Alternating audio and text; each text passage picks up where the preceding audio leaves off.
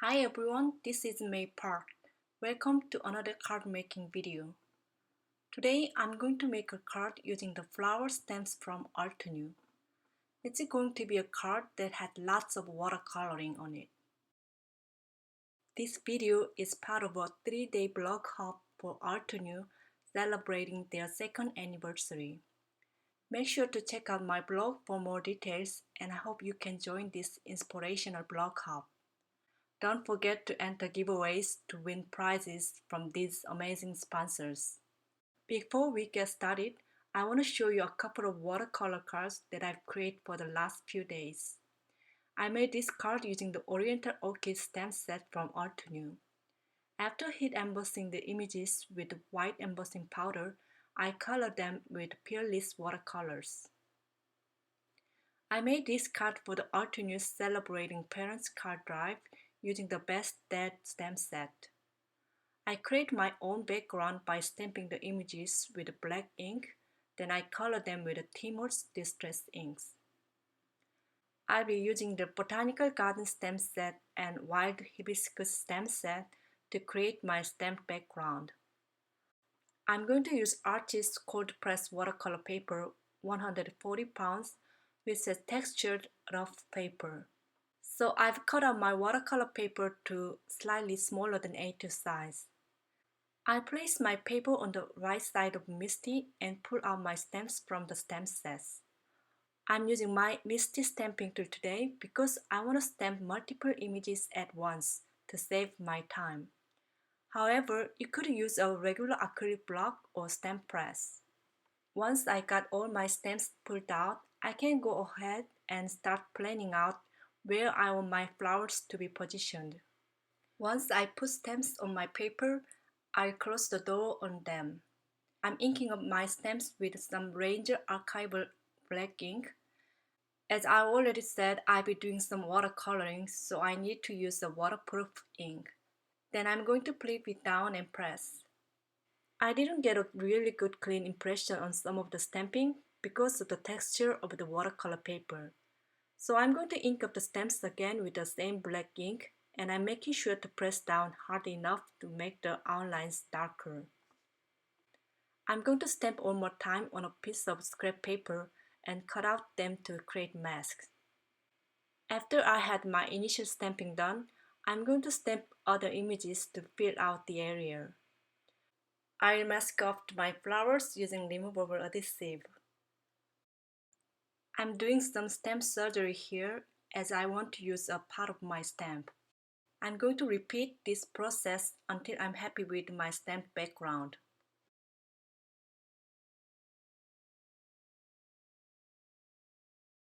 Once I'm done with my stamping, I'm going to remove all the masks. For today's card, I'm going to use the Kuretake Gansai Tambi watercolor set. I bought this set just because it includes one of my favorite colors, which is mint green. I'm gonna wet my paper first with water, then I'll start bringing some color. Now I'm gonna turn on some music and speed up the painting process so you can watch me color.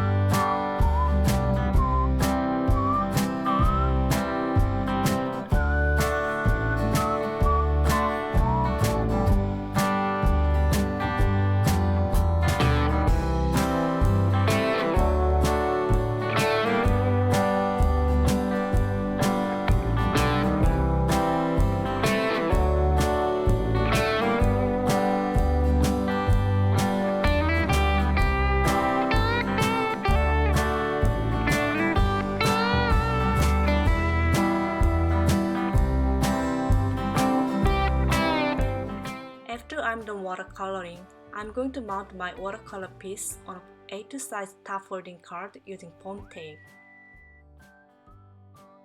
I'm prepping a piece of white cardstock with my EK Success embossing powder tool and stamping Celebrate in Versamark watermark ink. Then I'm gonna sprinkle some Ranger Superfine Gold embossing powder and heat set this until it's completely melted. I'm pulling out the Celebrate die and running it through my Cutterbox die cutting machine. After that, I'll put foam tape on the back, then adhere that down onto the card front. I'm also adding some gold metallic thread behind the die cut.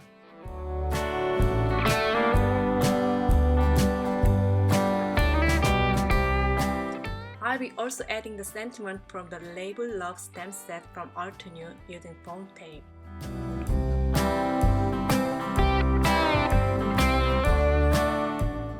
I was on the fence between clear drumlets and clear sequins. Then I decided to add some sparkling clear sequins from Pretty Pink Posh on the card front. That will finish up the card for today. I hope you enjoyed my video and loved my card. Thank you so much for watching, and I'll be back with another video very soon. Bye bye!